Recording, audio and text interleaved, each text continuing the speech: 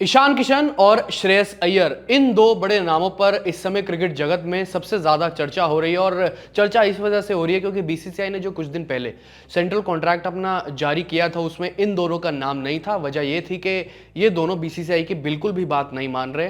International commitments तो दूर बल्कि ये डोमेस्टिक क्रिकेट में भी अपनी जो है दावेदारी पेश नहीं कर रहे हैं और उनकी जिम्मेदारी है। बल्कि अगर आपके अंदर क्रिकेट का पैशन है, अगर आप सच में एक क्रिकेटर हैं अंदर से भी, तो आपको क्रिकेट खेलना ही पड़ेगा और आप खुद अंदर से जाकर क्रिकेट खेलते हैं अगर आपका वो चीज पैशन है तो।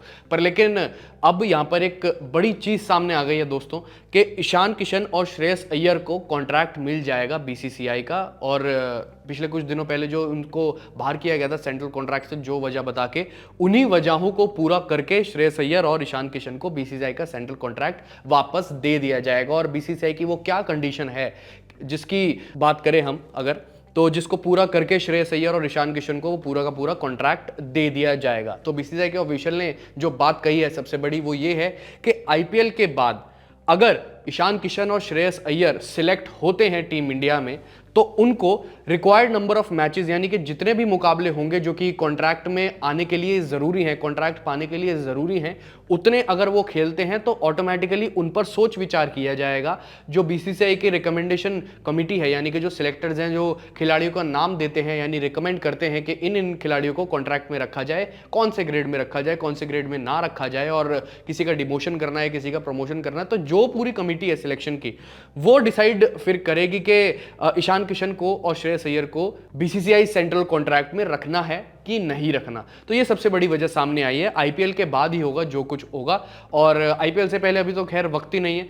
5 मैचों की टेस्ट सीरीज चल रही है भारत और इंग्लैंड के बीच, और उसका फाइनल टेस्ट भी होना है 7 मार्च से धर्मशाला, फिर उसके बाद 22 मार्च से आईपीएल शुरू हो जाएगा। पहले 21 मैचों का शेड्यूल आ गया, फिर उसके बाद जब लोकसभा इलेक्शन के डेट्स जारी होंगे उसके बाद जो है आगे के शेड्यूल की, यानी कि जो बचा हुआ लेग है उसके शेड्यूल की डेट सामने आ जाएंगी। फिर उसके बाद डिसीजन लिया जाएगा कि श्रेयस अय्यर और ईशान किशन बीसीसीआई के सेंट्रल कॉन्ट्रैक्ट में दोबारा जगह बना पाएंगे या नहीं बना पाएंगे। अगर आप श्रेयस अय्यर की बात करो तो श्रेयस अय्यर ने अपनी गलती सुधार लिया। अभी वो सेमीफाइनल खेल रहे हैं मुंबई वर्सेस बड़ौदा, और जब बल्लेबाजी करने आएंगे तो उनके लिए बहुत ज़रूरी हो जाएगा रन्स लगाना बोर्ड पर, और ना सिर्फ मुंबई को इंपॉर्टेंट योगदान देना और जीत दिलाना, बल्कि साथ ही साथ उनका ये भी इंपॉर्टेंट रोल हो जाएगा कि अपने बल्ले से बड़े रन निकले और अपनी फॉर्म वापस पाएं जो उन्होंने गवाई हुई थी पिछले कुछ टाइम से। और साथ ही साथ टीम इंडिया के लिए अपनी स्ट्रॉन्ग कंटेंडरशिप को जो है दावेदारी से पूरे तरीके से पेश करें।